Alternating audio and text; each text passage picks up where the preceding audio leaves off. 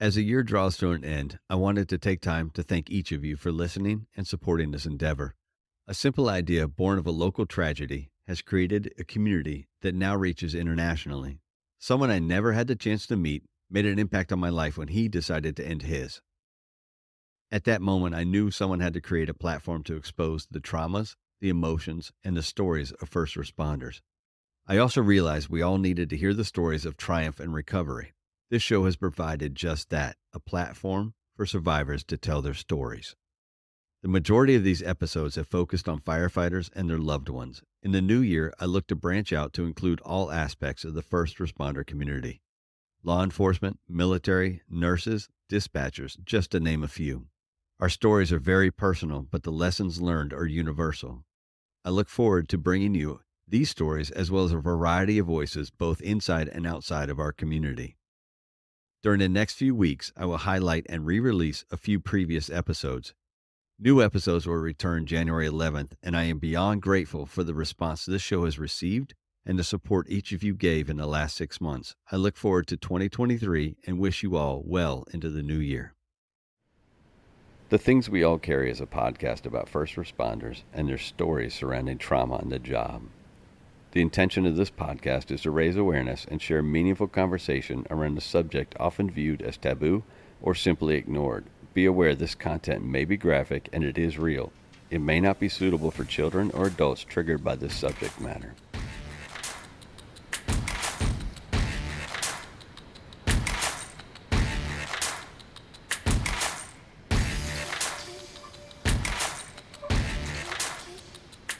So we're sitting here this morning with TJ from TJ Leather, also out of Howard County, Maryland. We'll let him introduce himself real quick and give you a brief synopsis of where he's from, and then we'll move on from there.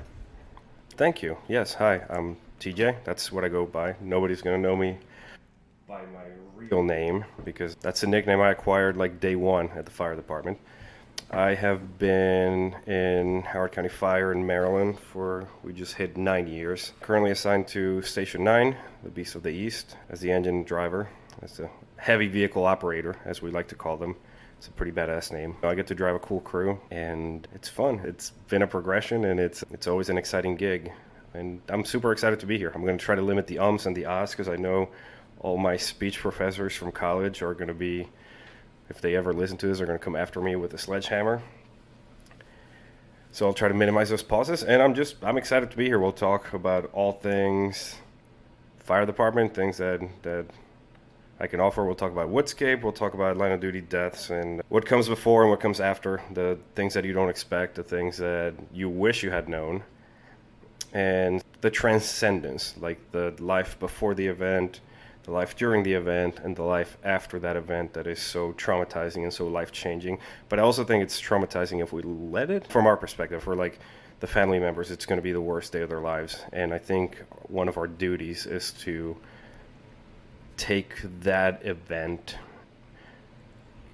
and make something meaningful out of it. I'm stealing this introduction from my buddy Brian Butler out of Trenton Fire from Urban Fire Training. Great guy, but he started off basically outlining who he was, how he acts, and basically being unapologetically himself.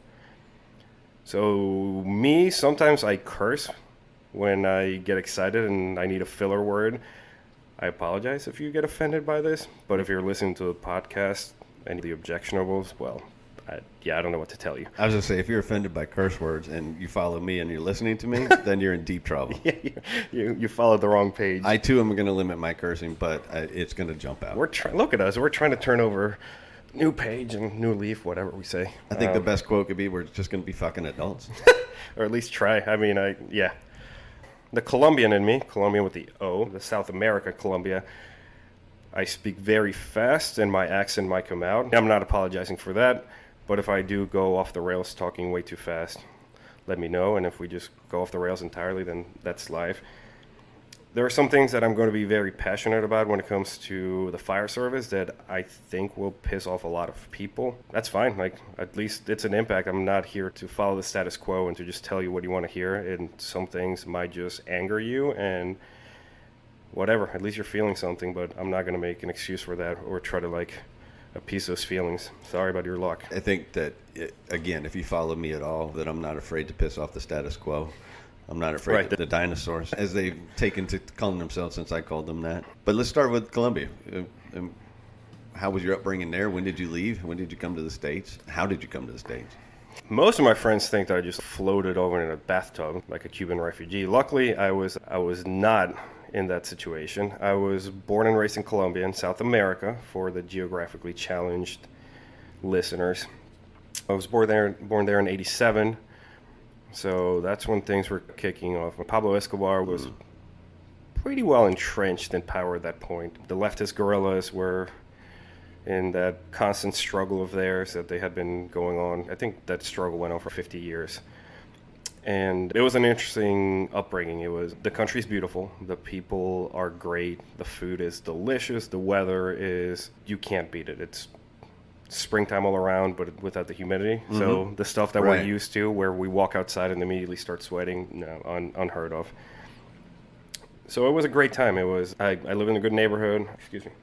I'm lucky that we were not rich by any stretch of the imagination. We were middle class. My mom stayed at home with me after I was born, so my dad was the sole breadwinner. I'm an only child.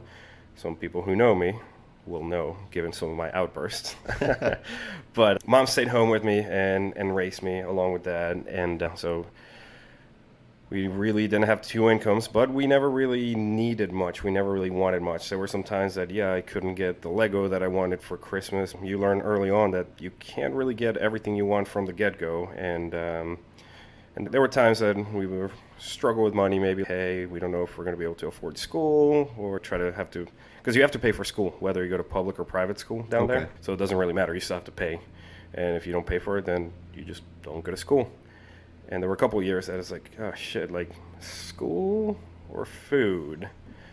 And it's the perks of living and growing up in the third world country. There were some times that we had rolling blackouts because there was like an energy crisis. So I think that we had power for maybe 6 hours a day for a solid 6 months or something. You're showering with a couple buckets by candlelight, and it was, looking back on it, it's hilarious. At the time, it was super weird. But again, like, that's what I was used to. I come here now and I'm like, oh, okay, the power went out. No big deal.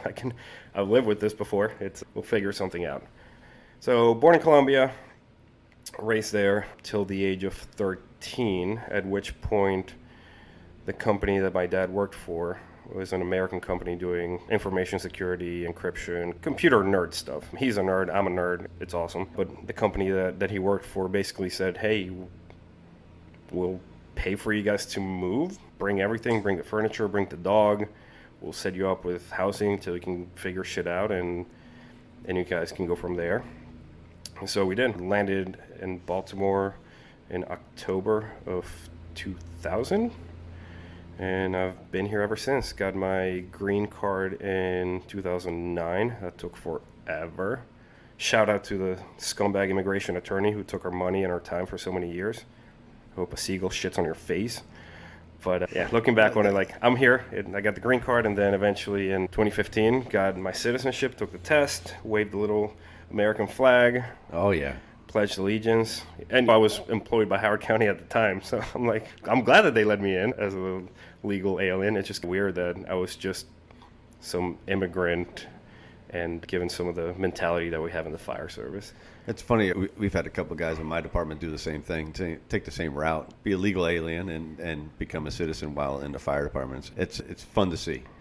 It is, and I threw this, I think it was a legendary party, I don't remember it, because I didn't eat that day, and of course, and at the time I drank way too much, so I blacked out within 2 hours, but there were a lot of people there. Like, I was inviting everybody. I invited everybody from the hospital, I invited everybody from the fire department, from the police department. It was one of the many times that I got banned from Nottingham's in Colombia. That bar, probably like once every 3 years, they remind me that I probably shouldn't show my face around there.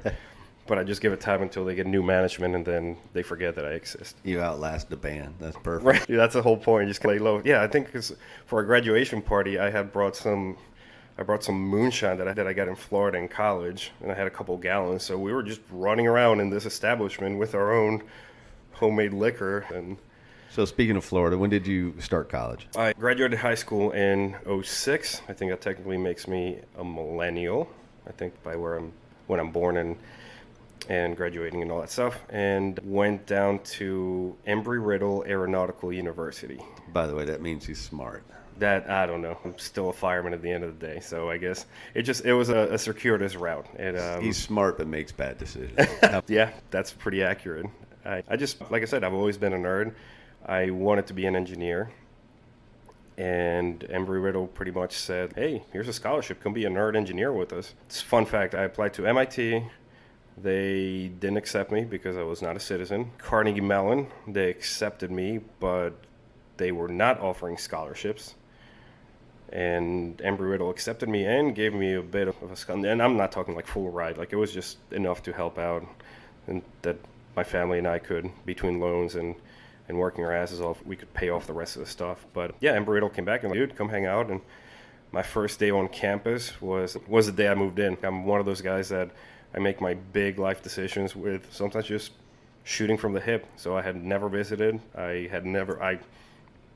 One of my friends from back when I used to do Silver Air Patrol stuff, he went to Riddle and he recommended it. And I'm like, well, fuck it, I'll apply. And yeah, like I think it was August of '06, I rolled into Embry-Riddle. And for those who might not know, that's pretty close to the coast in Florida. I mean, everything's close to the coast in Florida, but it's that Central Florida, the East Coast. Yeah, Daytona Beach, Florida. In '06, the romantic image of MTV Spring Break was gone because I think they had moved on to Panama City Beach by that point. So we were just left with that smoking crater and just the memories. But it was cool because Daytona, if you've been there, it's a tourist Florida town, but it's not a South Beach, it's not a Fort Lauderdale, it's not a Sanibel. It's none of those like super fancy schmancy.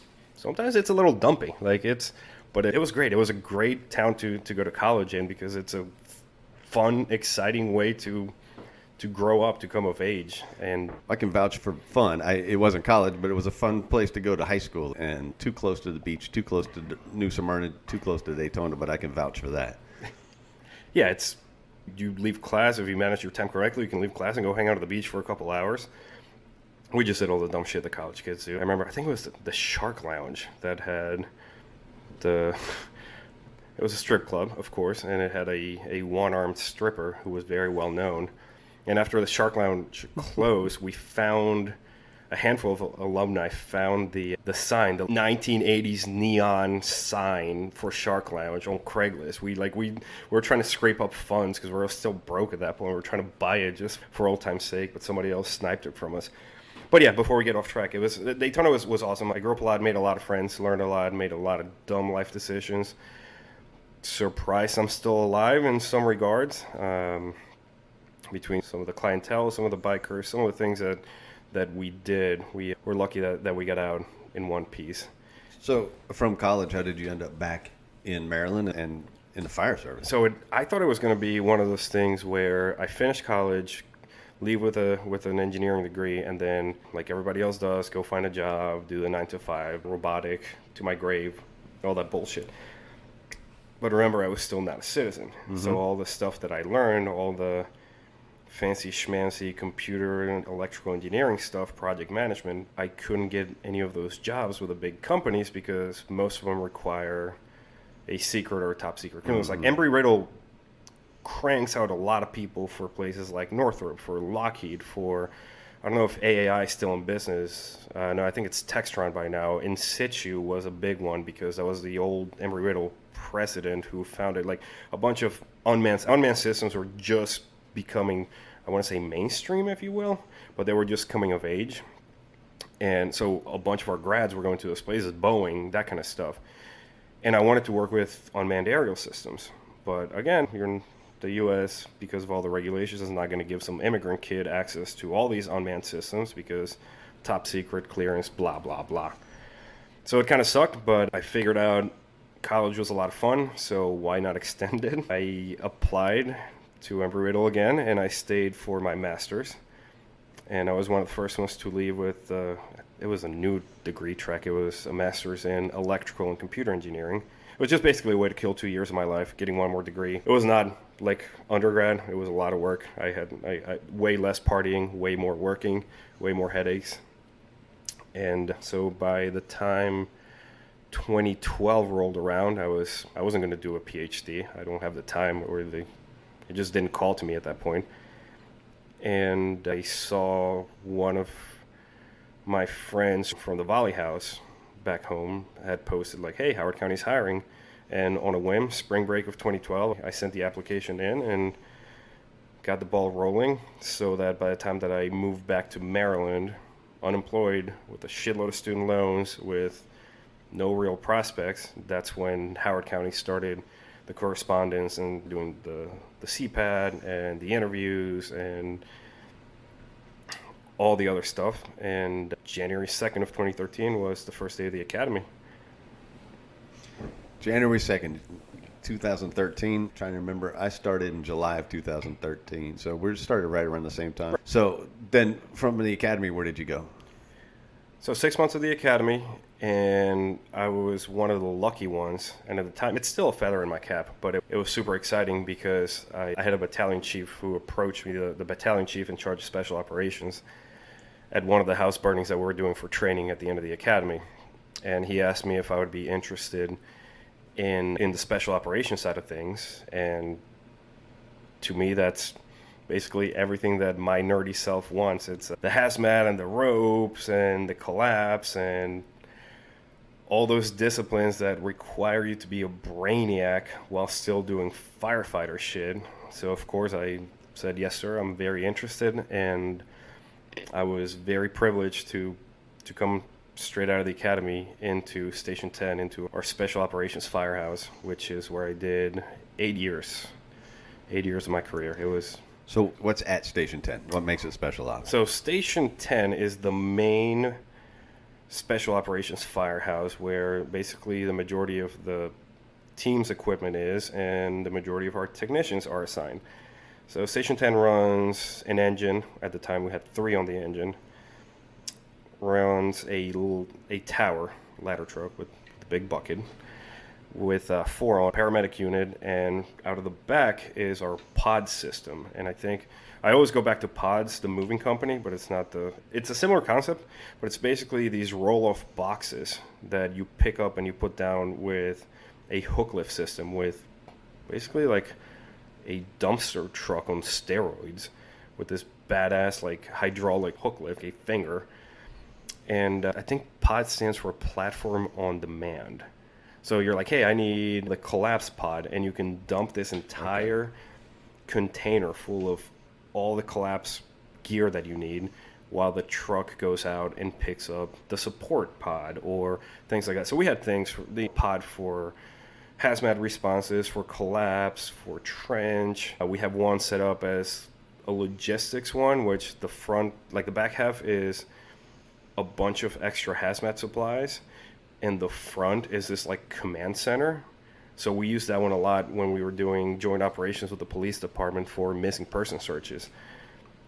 So again, I loved it. It was all the cool equipment, all the cool things, all the exciting calls, and the prospect of those exciting calls. I was able, and it's a dubious honor, but both times that Ellicott City flooded, I was part of that relief effort. It's one of those things that happens, we say once in a career, but it happened twice in a career. They call it the 1,000-year floods, and, Yeah. and it happened twice within, what, 5 years? It was within 2 less? years. Yeah, it was less. Yeah, the first one was in 2016, and the second one was in 2018. It's hard to call it a 1,000-year flood when it happens twice in 2 years. Yeah, some people are going to get that, and they're going to get riled up, because I know the county's taking still a lot of heat for what the citizens feel is an oversight on their part. We did a lot of cool stuff. Met some good friends, a lot of good friends. Like my buddy George, he's out flying helicopters for the Army right now. He's going to be happy that I gave him a shout out on the podcast. But I am not going to say all the dumb things that he and I have done, because then people will just lose faith in the fire service and in 911. But yeah, I was at 2013 to 2021, and that encompasses the time that we experienced the line of duty death at Woodscape, which I think is where we're headed next. So, yeah, we're going to get there. I wanted to ask you, what, just your personal life was like during this time that you're a special ops. So from the time you're at the academy until 2021. So I was, oh God, yes, this is where we get deep. I was dating this girl that I met before starting grad school. So I dated her throughout grad school and then throughout the academy. And by that point, the relationship was just a mess. Yeah, like Jesus Christ, it was, can't believe I stayed. And you know what? Fucking in the sense of being open, like it was emotionally and psychologically and sometimes physically abusive, which sometimes we carry that stigma of, oh, a man can't, like the men are the ones doing the abusing, not the ones getting abused. But there were some things that, like, looking back on it, I'm like, holy fuck, like she was just, and I'm not going to say any names, and if she hears it, whatever, I don't give a shit. But like I said, I'm an only child, Latin American, which means our family, like, nuclear structure is very strong, and she kept trying to drive a wedge between my parents and me for stupid fucking reasons. So in that front, the first few years of my fire department career was just a mess, like emotionally and psychologically. After that breakup, it was just, I guess in a way, a newfound freedom, if you will. It's just something I hadn't experienced before because nerd in college, not like I was getting laid or dating anybody because I was a fucking nerd at Embry-Riddle. And now here I am, single, and somehow people like firefighters and just trying to figure out how to deal with people that are not out to fuck with my mind. So yeah, there was a lot of partying, there was a lot of drinking, way too many like mornings waking up God knows where next to God knows who, and you're like, holy shit, like I need to curb this a little bit. But again, you got to take it as what it is, and it's growth. It's, if you survive it and if you don't treat it as growth, then that's a mistake. But I made it through. I avoided all the bad stuff like pregnancies and STDs and fucking angry ex-boyfriends. Didn't catch a DUI or anything like that. So hell, dude, I learned a lot. But yeah, like it was it's uncomfortable to talk about, but it was just living very fast. Get out of work on like minimal sleep because I'd stay up all night in between running calls and just like fucking around the firehouse. Go home, work out, go hang out at the volunteer firehouse. Maybe do a little bit of leather work on the side because by this point it's turning into a steadier hobby, and then go out somewhere and drink all night and party with friends and party with strangers and just party, just run up my tab and wake up the following morning hungover and go to the gym hungover and do it all over again until I have to go back to work. So it was a very self-destructive cycle. But again, made some good friends. Made some friends that you stop drinking and then they just disappear, but still made some lifelong friends, had some good adventures. Again, George and I did a lot of dumb things that, looking back on it now, we can laugh about. And so yeah, emotionally and just, there was no maturity. Right. I refuse to use that word because I still do a lot of dumb things at work. Yeah, we're not even going to go into that. One thing that we all have in common is a lack of maturity. Yeah. I don't care where we're at in our careers or our lives. Firemen are immature at times. Yeah, 100%. And yeah, so that took me up until, because I think the turning point was 2018. So yeah, it was I thought I was in a good state of mind. And the good thing that I had done actually leading up to that breakup from that shitty relationship is that I admitted to myself, I'm like, I think I'm depressed because I was, a shitload of student loans in a bad relationship that's now taking a toll on my relationship with my parents, with my friends. Work was not the easiest because that crew at the time was not the easiest to deal with, especially and I came in with a weird attitude. I came in with a master's degree. I thought I was not hot shit, but I thought that life was going to be different. I struggled a bit with the whole concept of, hey, nose to the grindstone, pay the dues. I thought because it was special ops and because I had that feather in my cap from the academy that it was going to be like, hey, we're all friends. Sadly mistaken, but whatever. I learned from that. But yeah, when I realized that I was going through a depression and kind of came to terms with that, I found myself a therapist, and probably one of the smartest things that I have ever done in my life. And it was weird because I was really worried about the stigma that would come from seeking help within the fire service. because we're always like, rah, I don't need any help. I'm just going to go do a shot about it and be a man and move on. Like, I started volunteering at 18. Like, I think I had some dude spill his brains on my hand at 18 after I had just left some high school track practice.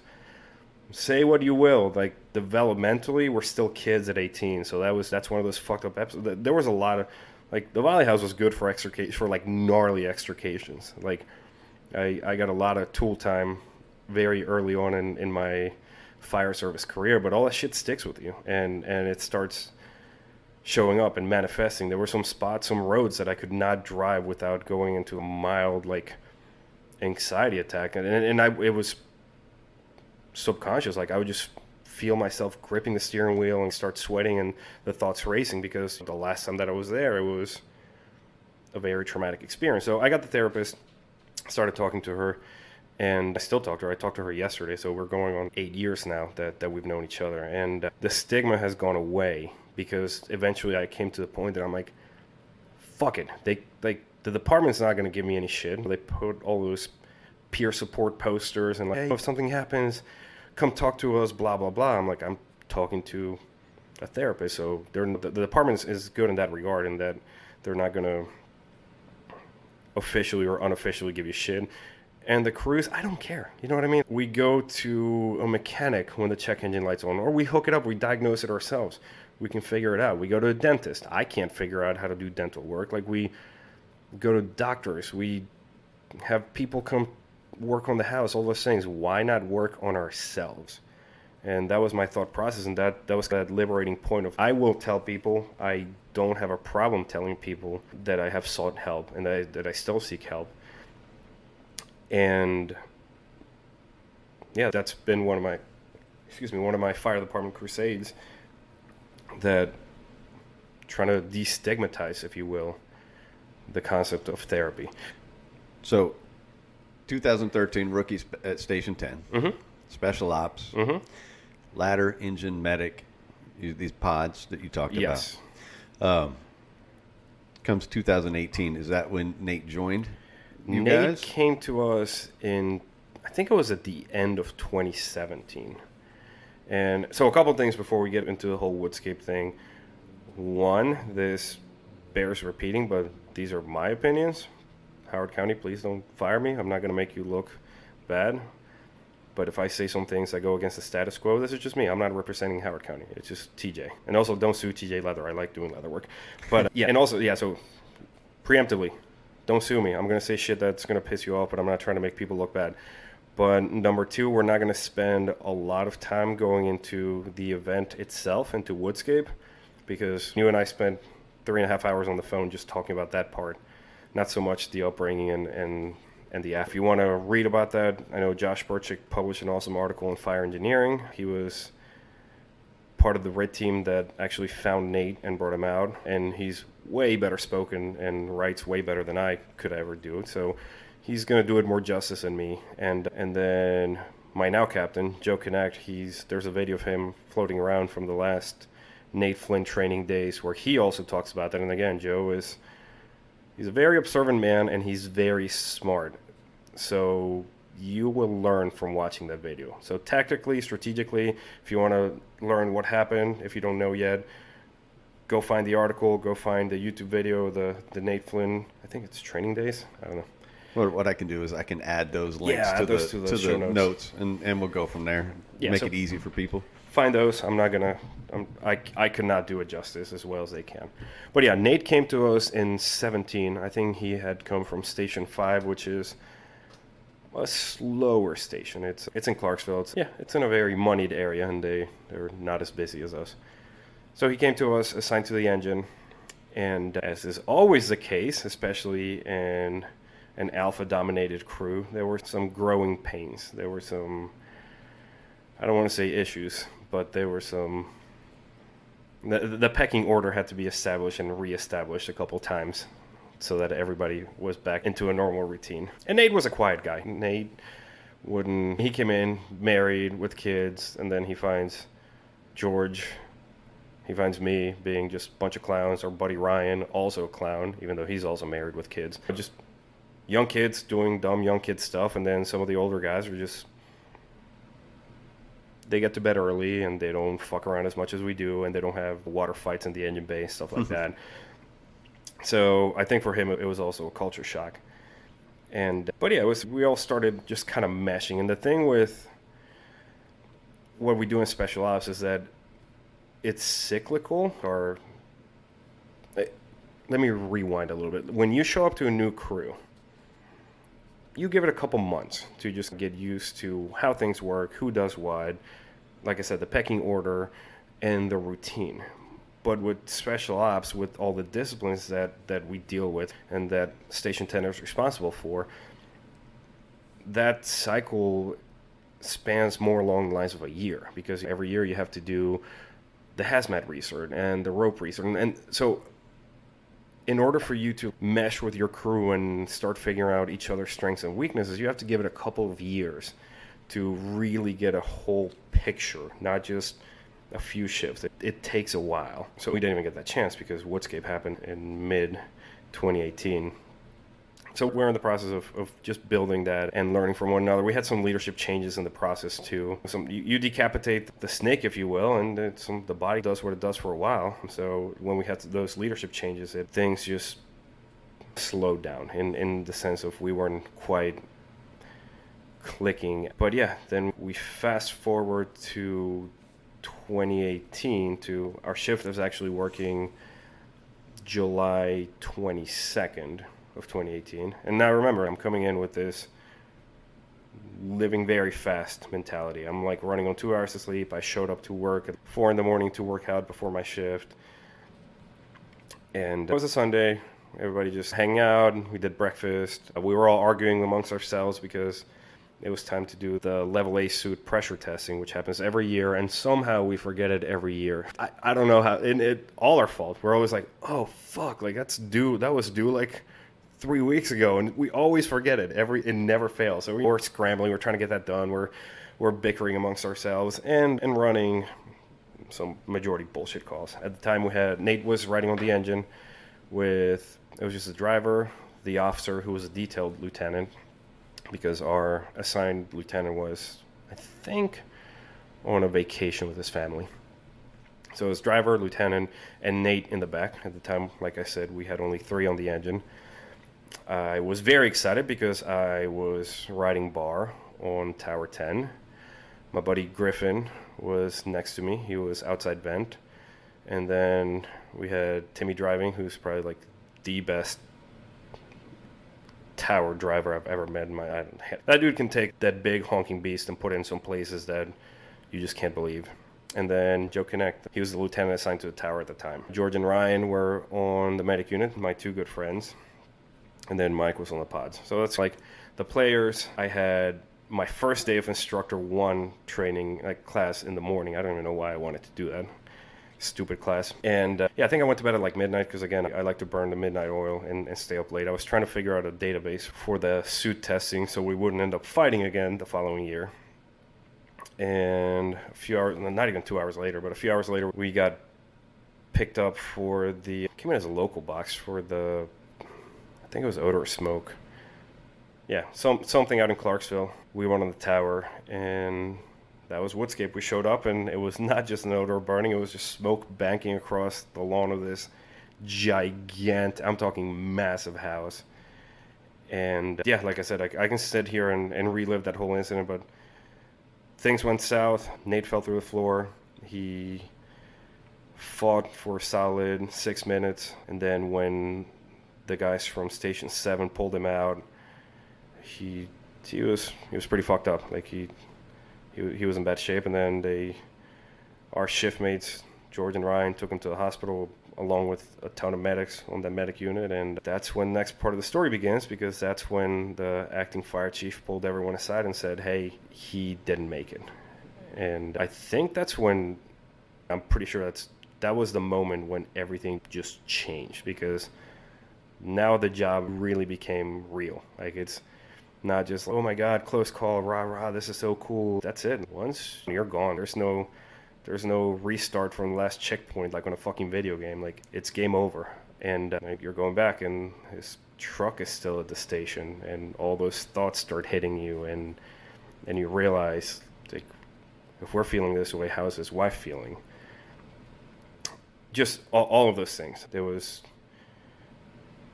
That morning was hard. There's a lot of things I think traumatically got blocked out of my memory. There are some things that I still want to, imagine just a big question mark that I'm trying to minimize. As the years go on, I try to get more and more information. I know I'm not going to have all the facts, but there are things that I just want to make that question mark as little, as tiny as possible. What do you mean by that? So Nate called a mayday on Bravo 2, on our channel Bravo 2. We were operating on Bravo 1. At the time, everybody's radios could scan, and I had mine on scan. I heard his voice call some sort of mayday because my radio was scanning, and nobody else was talking on Bravo 1, so obviously the scan feature is going to pick up on Bravo 2. And I remember talking to Joe, and I'm pretty sure I heard Nate call a mayday. But to this day, I can't tell you what he said. I just remember it was in the county and dispatch. Everybody has the audio of the mayday, and there's been a few times that I've made the attempt. I'm like, hey, can I listen to it? And this part really pisses me off because now they're like, no, you just know that he did what he was supposed to. And it really pisses me off because it's a bunch of people who were not on scene trying to tell me how to feel, how not to feel. And dude, I'm a fucking adult. I don't need you to tell me, try to save me from a feeling or from a sadness or try to protect me in that regard. Especially when I feel that, quite honestly, why do you get to listen to it? Why do you have to hoard that knowledge and not us who were there? Because in my mind, I heard it. I want to know what he said. And it's not some morbid thing. It's just me wanting to clear up more of that night. Trauma does weird shit to you. Some people react differently. Mine, it's happened before. We cut some dude's family out of a car on the Bel Air bypass, and looking back on it, the family had the most horrific injuries known to man. I'm talking like mutilated kids, legs amputated, the whole nine. I think almost decapitated. I don't remember that. The visuals, they're not there. I just remember there was lots of blood, lots of screams, lots of helplessness because we couldn't do anything at that point. And I know that being where I was, what I was doing, I saw those victims, it didn't register. So same thing, Woodscape.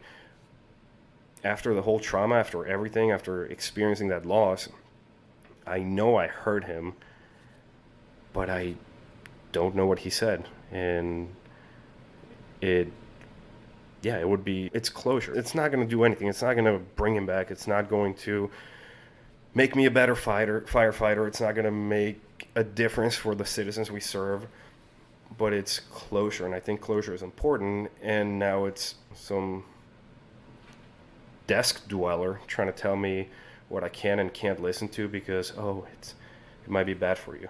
I'm still bitter about that, and I'm going to still keep fighting to get that audio. I don't care if I piss off people about that because, quite honestly, they were not there. They were not his shift mate, and fuck you. Why do you get to listen to that and not me? So was the audio of the Mayday not released on any of the reports? Nothing. It was not. Oh, let me talk about reports. There's an internal report that Howard County did. I haven't read it in its entirety. It's out there. It's some of those things that are on it don't quite jive with what happened, but you know what? It's whatever. It's a county document. I'm not going to try to change things. It says what it says. The audio, the transcript was not released. They basically said, hey, he called a mayday. He did what he was supposed to do. He did the who, what, where, when. And maybe if Celeste, his wife, didn't want it released, then hey, she's the ultimate authority. If she says nobody listens to it, you know what? That's it. Nobody listens to it. Right. And that, but honestly, that is the ultimate authority that I respect in that regard. But we still don't have a NIOSH report. We're going on 4 years. And that's another thing that angers me is that we used to say that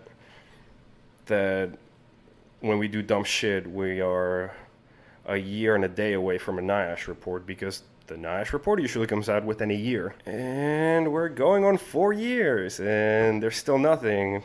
Adam St. John was supposed to do his fire behavior modeling for it, but I think he went off to do other stuff with the ATF. And then COVID happened, so of course that's a giant umbrella of nothing happens because of COVID, and it'll never happen again. I'm still bitter about that. It's 4 fucking years, and the NIOSH report's not going to tell me anything new.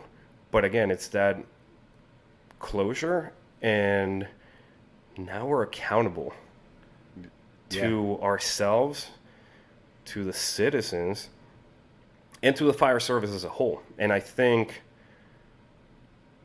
don't think we're ready for that. I think it would make us look bad, because anytime you lose somebody, shit went bad. There's no ifs, ands, or buts. And I'm not trying to shit on my department, because I love a majority of the people in it, and I believe in what we do, but we lost somebody. That is the worst looking thing on earth when you come back one less person. So, I mean, that Band-Aid has to get ripped out and ripped off, and we need to I don't know, it's I selfishly want that closure, and I've always been a contrarian, and which is funny how I end up in a fire department, and anti-authority in a way. So I'm always like, why does the brass not want it? Why are we not releasing it? Where is it? Why do they not care? And that's, I think, also a reaction to, hey, I was there, hey, I experienced it.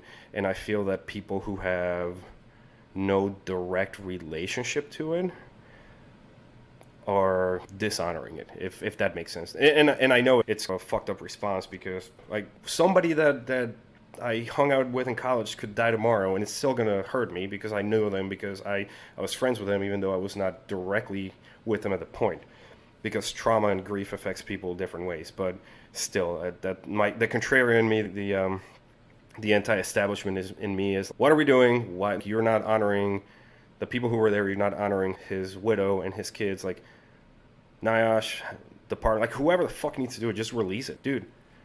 Let it say what it says. It's not going to make us look any worse than we already did that day. You know what I mean? But we've made strides in fixing those things, and this is where I do my damage control, so I don't get fucking fired.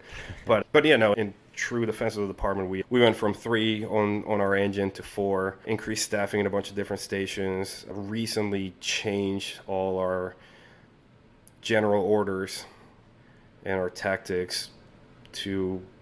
They needed updating. They were a bit old, and they were many pages long. You're like, I'm trying to figure out how we're supposed to fight a structure fire, but I have to read an entire encyclopedia. So there have been changes. So that night, Nate dies. Mm-hmm. You guys, what time do you guys find out? So they pulled him out. The crews who were involved just kind of found this property was huge. So the guys from Station 7 ended up in this like gazebo tanning area near the pool house. The crew from Tower 10 ended up at the like outdoor bar and grill on the other side of the pool.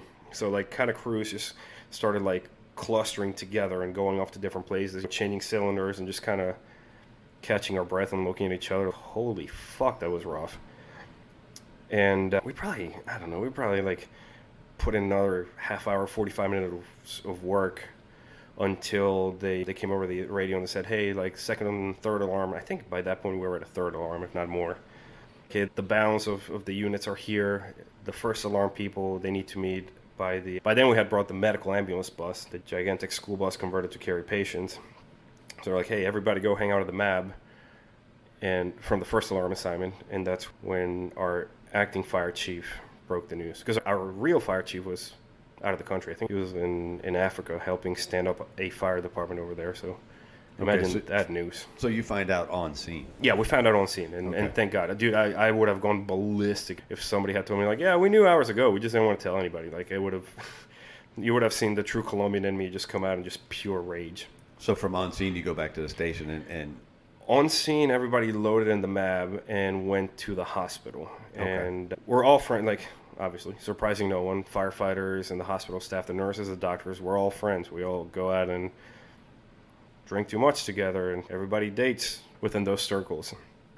But kudos to them, because we all knew one another. And I think the charge nurse that night, or the clinical coordinator, somebody that night, basically moved all the patients away from the wing where Nate was, and basically said, hey, fire and rescue, this is your area. We're like blocking the doors, posting security. If you don't want anybody here, we'll get them kicked out. There's no patients. You guys have do whatever you want. We'll bring you refreshments. So it was a very appreciated gesture. So we went to the hospital. That was, by then it was like 3 a.m. That's when I called my parents. That was the worst phone call of my life, having to wake up my mother, who immediately starts crying, and I'm like, it wasn't me, I'm okay, but it is, you'll see it on the news, it's the worst thing that could have happened. Like, we lost one of the guys, and he was my shift mate. And hung up with him, dried my tears, and tried to walk outside, try to be Billy Badass.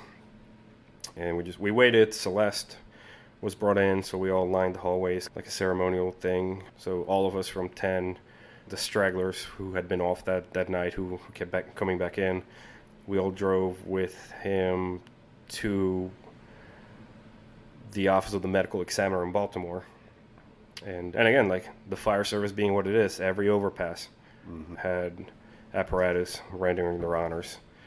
So it was cool. You'll hear me talk. There's a lot of things that we do, I think, in the fire service just for show that I think are cringy. And if you guys know my sticker fundraiser for Baltimore City, that I have no qualms about taking shots at cringy things. But that gesture was pretty wonderful. But I'll talk about later how we just get saturated with the we got it from here, brother kind of shit. So yeah, we took him to the ME's office.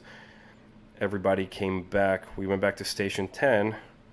Oh, and let me crack my knuckles, because now this is where I get on my soapbox. We get back to Station 10, right? The station that we had left at 2 that morning. I forget what time. I would remember the times if I had an IASH report to read from. But we got back, and it was no longer our station. I'm talking every swinging dick in the Eastern Seaboard was there. We had politicians, current chiefs, retired chiefs, volunteer chiefs, peer support teams from the entire region. Mission Barbecue was there. Kudos to them. But anything bad happens and they show up, you're like, dude, how the fuck did you guys hear it so quickly? Like, everybody. It was like a station made for, at the time, 10 people. And now we have 40. The oncoming shifts were there. The offgoing, like, I remember Tom Boyd was, and the people who listen to this who know Boyd, he's retired, but he was out there, like, literally polishing the metal plates for the light switches. Like, that dude, like, kept the station tip-top shape. But he was out there doing that. And it was a shock, because we come in, all we wanted to do was drink some coffee, hang out at the kitchen table, but we can't. And we can't really kick out the politicians and the chiefs, because now we're going to be assholes. Then again, I think we would have had a carte blanche, because covered under a gigantic umbrella of PTSD, and that's why these guys lost their minds. And I wish we had done that. I wish we had just flipped the table and been like, get the fuck out if you don't work here. And again, this is me. I wish we had done that. A little bit emotional at times.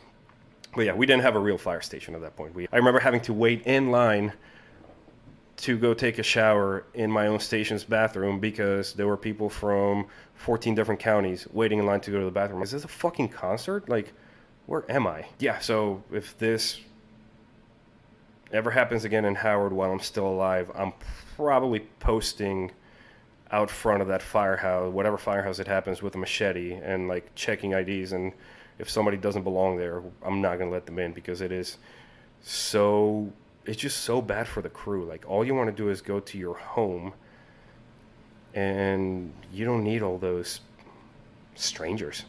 Granted, a lot of people we knew, but you're still a stranger. You weren't there.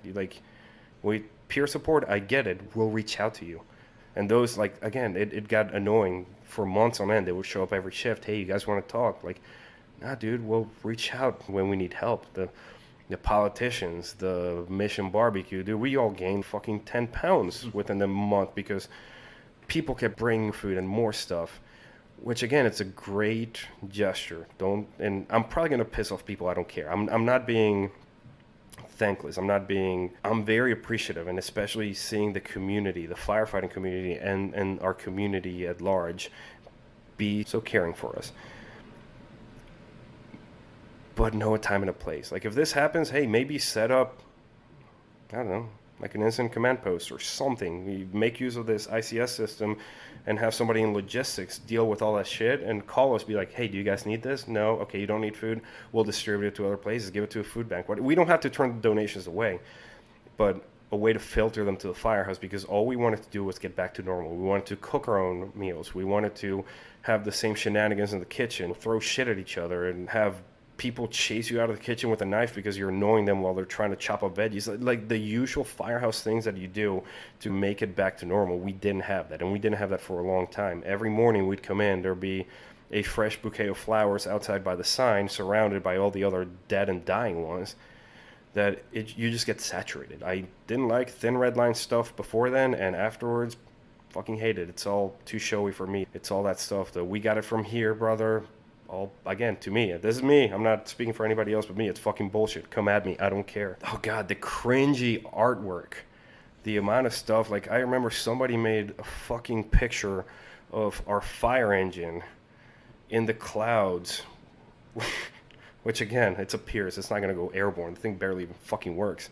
But, like, fire engine in the clouds with sun rays coming behind it. And, like, black bunting with Nate's name on it. People made t-shirts and they're like, hey, do you love him? I'm like, no. In fact, I hate it the more I look at it, because I don't know. Like, again, I'm not telling people how to deal with grief. I don't want to see some stranger I don't know wearing a t-shirt commemorating somebody that I knew, and they're doing it just because of the clout. Like, it was a lot. We need to be better about dealing with the crews who go through this in a more tactful way, in a more appropriate way. We don't need that immediate flood of attention. We don't need all those things. And we saw it happen in Baltimore City, and I'll get to my crusade in that regard. When we lost the three firefighters, Kenny, Paul, and Kelsey, in the city a couple months ago. It's a lot, and there's people who show up trying to make a quick buck. There's people who have genuine intentions. And there's people who do it just because they want to look cool. They're like, oh, fuck yeah, we got it from here, brother. Never forget. Whatever, he didn't know those people. There was a lady at the hospital who, to this day, claims to have been best friends with Nate, which was lies. She got 2 tattoos with his name on them and everything, that I'm like, dude, I'm embarrassed for you. But again, like, it's my grief. It's our grief. It's his wife's grief. It's his crew's grief. Like, it's a grief for the fire department. If you didn't know the guy, just let us be. Like, tragedy is not the time for you to get your social media clout. And that goes for that person and for everybody else who did the same thing. Dude, for you, it's just a Facebook post and an Instagram story to get likes, but we live with that. Celeste lost her husband, the father of her kids. It's not a fucking joke. It's not a social media thing. It's not something you can turn off by shutting down your app. We live with this. Like, every single day, you're like, hey, I was there. I did it. I experienced it. So from that night, how do things progress for you, personally, in your reaction to the trauma? Yeah, and I think I went off the rails in that. No, you're fine. Again, I'm pontificating, and I don't take back any of what I said. I'll fight. I got home, and the best thing I did was, and again, I don't remember doing this, but I called my therapist, and I left a voicemail and explained what happened, and I crashed. I just I was going to drink a bottle of some, like, homemade liquor. My girlfriend found me on the couch, like, still in my work clothes, with the bottle not even open. So the smartest thing was starting that help early. And kudos to her, because she called me the following day. She's like, dude, I will clear my schedule. If you want to do it on the phone, if you want to come by, I don't care. Like, you tell me when and where, and I will be there. And so that's key, because that's professional help. That is somebody who knows trauma, who knows grief, who knows how the brain works, and who has experience with other people, who has studied it. And I'm a nerd. I believe in people being specialized in their field of science. And yeah, so she was able to start guiding me in that professional, like, science-based approach to dealing with it. So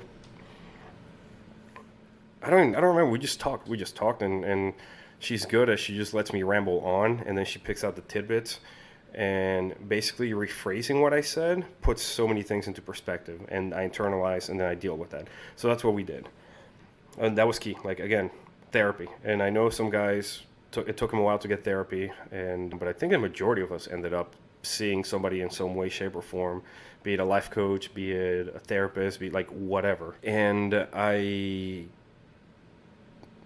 also, I don't remember when, but I made the conscious decision. I'm like, this is going to be when I either spiral or when I claw myself out of this hole.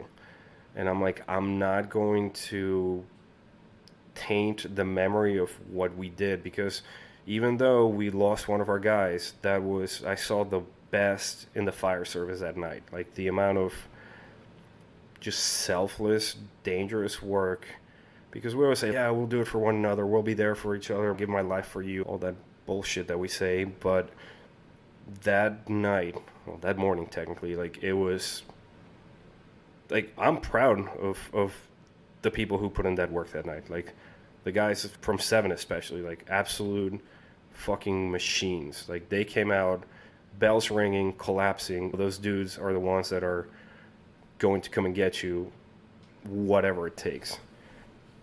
I try to look at the positive and not taint the memory of those who were there, taint the memory of Nate, or do anything to bring any discredit to it. So I'm like, I'm not gonna drown myself. I'm not going to go down that spiral and do something stupid, because how many times do we see it? Oh, got a DUI, beat his wife, killed somebody, but it's PTSD. I'm like, I'm not going to be that statistic. I refuse to. I will fight it as much as I can. So that was the beginning of the end for my drinking habit. I'll partake every now and then. I went from those days closing down bars to now I like have a glass of wine and I end up asleep within 20 minutes.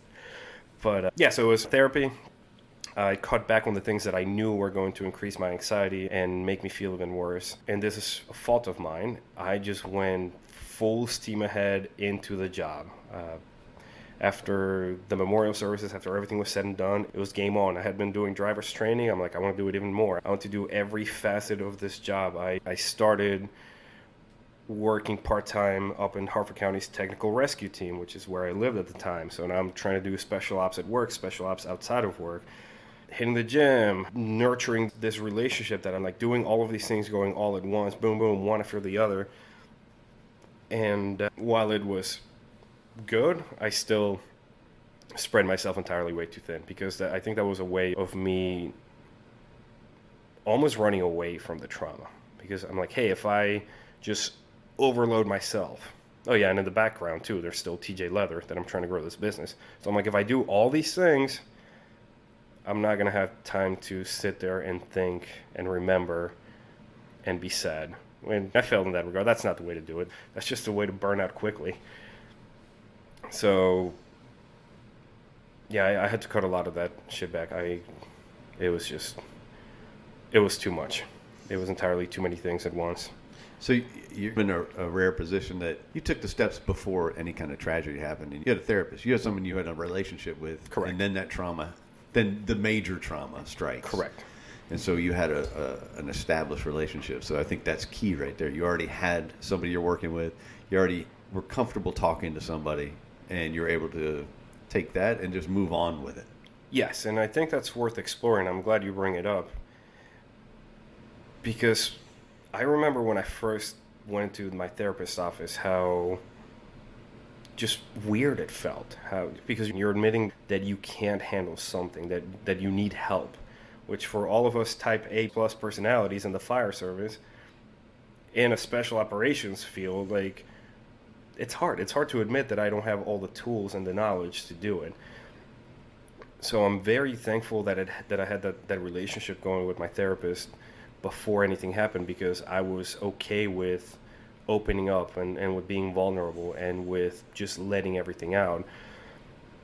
And I tried my best to just talk to the shift as best as I could, because there's such a thing as trying to push a good thing too much.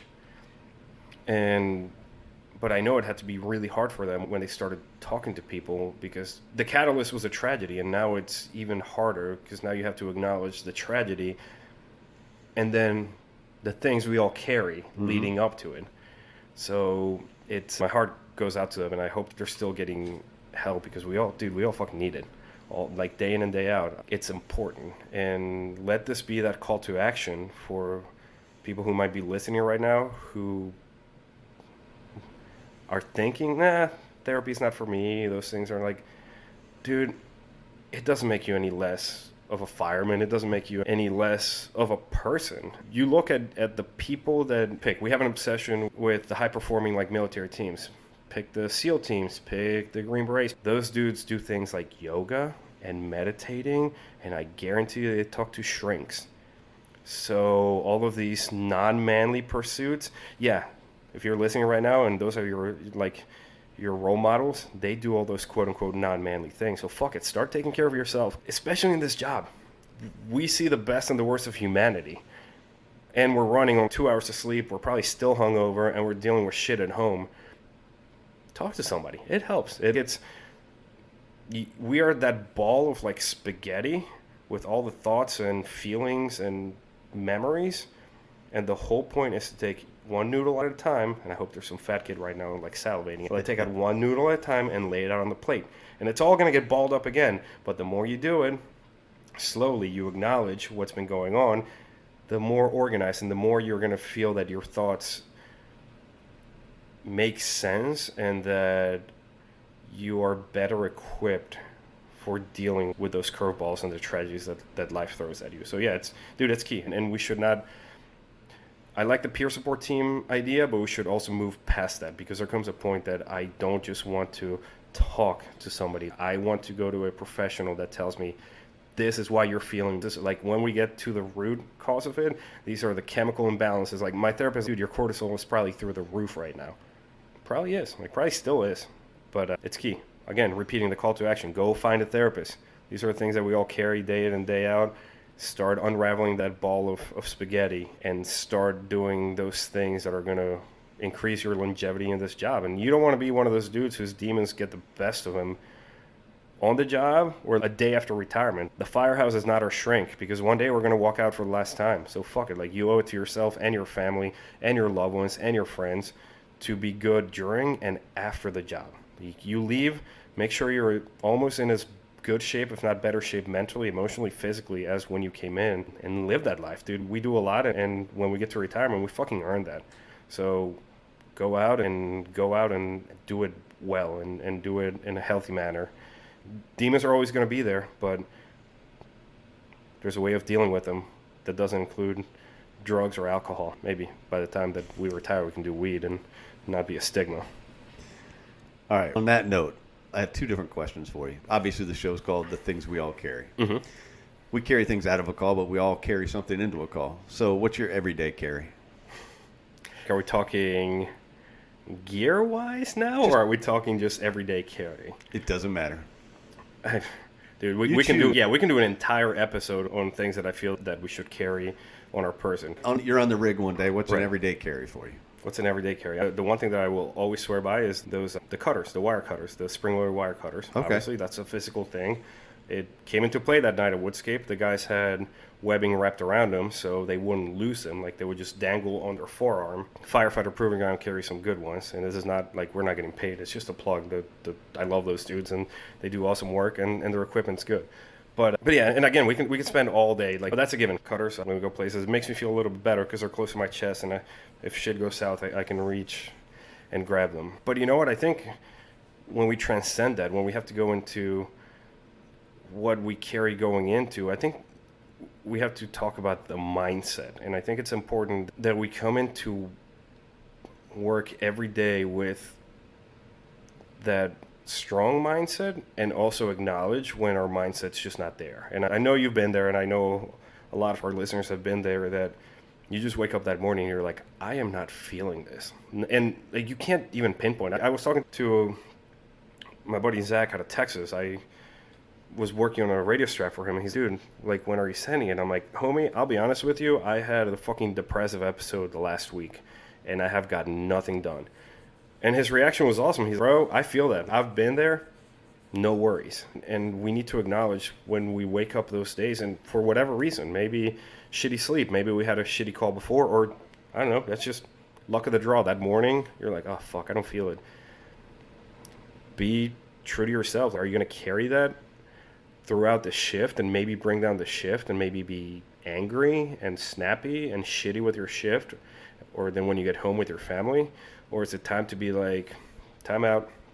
I'm gonna take a breather. Like I'm gonna bang out for 4, 8, 24 hours, however long, and just focus on something. Like that's your body telling you, hey man, change something. So what I try to carry, to go back to your question, because I like to take the very roundabout way to replying, I try to just come in with that happy love for the job, even though it's every day it gets harder, because every day, the longer you stay in the department, the shittier things on calls, but also you realize that, and this is not a shot at my department, any organization, any fire department, anything, any organization you're a part of has things that don't run as they should. And the more time you spend in there, the more you realize it. And it can be discouraging to be like, man, I'm working my ass off here, and it feels like the system is letting me down. So I try to come in with that mindset of I have 24 hours and I have a firehouse and 7 other people. And that is the only thing I have a little bit of control over. The one thing that I have the most control of is my attitude going in. Maybe the recruit's going to piss me off, or maybe my officer called out sick and now I'm stuck with a float officer I hate. Like all those things I have zero control over, but how I react to them it's that stoicism. It's the control that you have on it. Like your emotions might come to you, and you have to be that, almost that mountain, and the emotions are clouds just going around the mountain. Like the mountain's not trying to swallow up the clouds, it just goes around them. So I try to come in with that attitude, and also with that openness of I am ready for whatever the day brings, and whatever happens, I'm going to learn something from it, and I'm going to try my best to basically leave a little bit better than when I came in. And to that end, I listen to podcasts on the way into work, or trying to run a business. It's a lot of like business podcasts and marketing, things like that. But as soon as I have 5, 6 more minutes left, I just put on music, whatever Spotify playlist I got going on. It could be my favorite, The Dirty Heads, or maybe I'm rocking to some Hollywood Undead, or I'm just going to rock out to music, be happy, and show up and carrying those good vibes, those good feelings. And I'm going to steal a page from a couple of favorite podcasts, and I want to know, because I think the only way to better ourselves is to be informed. So I want to know a book suggestion. Oh man, I think, Jesus, you got to hit me with that hard one. I'm just going to give you a ton of them, because, and some relate to what we do and some don't. The Daily Stoic, I think Ryan Holiday wrote that one, but it's basically daily meditations based on writings from the Stoics, Seneca, Marcus, like all the heavy hitters. But it's split up by basically every month is a different meditation, but every quarter of the year is meditation on growth, meditation on life, meditation on mortality, so on and so forth. And so it's thematically set up in a way that just kind of gets your brain going in that direction. And going with the seasons. December hits, it's fucking dark out, super early, and the meditations are meditations on mortality. One day we're going to kick the bucket and it's going to be over. It's going to be lights out. And it's important to read those meditations into how the greats dealt with that and how they prepared for that inevitable darkness. So yeah, definitely like the Daily Stoic. That keeps you grounded. It keeps you... That's where I got half of the things about the feelings and the emotions from. It's the control that you have over so little. It just reminds you, hey, you still have control over yourself. That's ultimately what you have. So Daily Stoic for sure. You can give me one more. Just one more. Yeah, Okay. I'm going to limit you. Oh, come on, dude. Like you can't. No, I've been listening. I have to limit you on this one. One more. I am a fan of Sebastian Junger. Oh, yeah. So pick one from him, be it Tribe, be it Freedom, be it War. For us, I think Tribe, because I think that tribalism is something that we do not have in modern day society anymore. And I think the reason so many of us love the fire service so much is because we are a tribe. We are in that firehouse for 24 hours, and that is our tribe. Those are our people, and we kill and die for them. Not literal. I fucking hope there's no firefighters going out there killing. But like legitimately, it's the people that we would do anything for, and some they're not even blood related. And Younger is just good at exploring so many aspects of humanity and the way we think and the way we operate, and how history plays into all of that. And he's one of those dudes that he's so smart that when you're reading along, everything makes sense, and then when you stop, you're like, oh God, I'm so dumb, I completely forgot like what all the things were. So yeah, definitely a book by any of the books by him. War is very visceral and it's rough at times, but again, it gives you a glimpse into what people do for that tribalism. And then freedom, I think that's more of a growth and acceptance, and just being able to, as you're walking along, because freedom, he and a couple buddies just walk along the railroad tracks all the way through like the Juniata Valley in Pennsylvania, going as far west as they can, basically vagabonding. And to me, it just was that reminder to the way he wrote. Just take it all in. Just look, just watch, just feel that sense of exploration as you go. And it doesn't mean that you're letting go of everything that has put you in that place and your trauma and your history. So anything by Younger. Excellent. All right. I think that's it. We've been going for almost an hour and a half now, and I appreciate you taking your time coming down for breakfast this morning and then sitting down and talking and bearing with me with my technical difficulties. So I think we'll wrap it up, and I appreciate your time, man. Of course, man. Thank you for having me here, and hopefully we do this again more often. And by the way, don't think I didn't notice that you got away with 3 books when I said 1. Oh, come on, dude. You I'm just gonna picked an pull author, a fast one on you. I figured that out. All right. Thanks, man. Thank you. Thanks for listening to another episode of The Things We All Carry. Head over to the website, thethingsweallcarry.com, for show notes, resources, and to sign up for the newsletter. Until next week, take care of yourselves and remember to check in on each other.